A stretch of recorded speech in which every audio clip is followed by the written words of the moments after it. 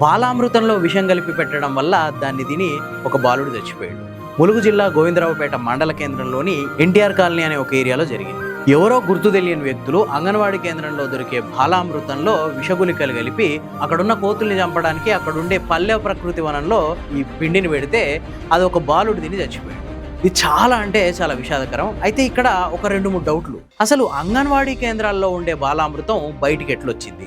బాలామృతం అనేది government provide చేస్తున్న ఒక పోషకాహారం. దీన్ని పూర్తిగా అంగన్వాడీ కేంద్రానికి వచ్చే చిన్నారులు, అట్లాగే గర్భిణులు, బాలింతలకు వీళ్ళకి సరఫరా చేయడానికి అంగన్వాడీ కేంద్రానికి ఇస్తుంది. మరి ఆ ప్యాకెట్లు బయటికి ఎట్లా వచ్చినాయి?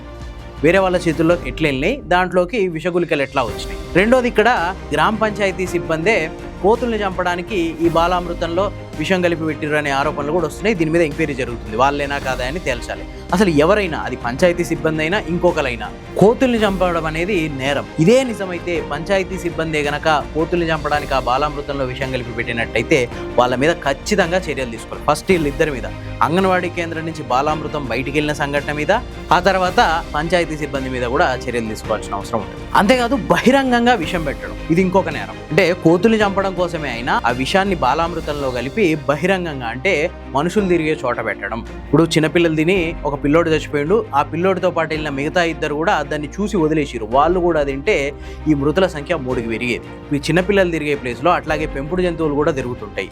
బర్రెలు తిరుగుతుంటాయి, మేకలు తిరుగుతుంటాయి, గొర్రెలు పోతుంటాయి. అంటే ఈ బాలామృతం తిని అవన్నీ చచ్చిపోతే, సో ఇది ఏదైనా ఒక క్రూరమైన చర్య ఇది.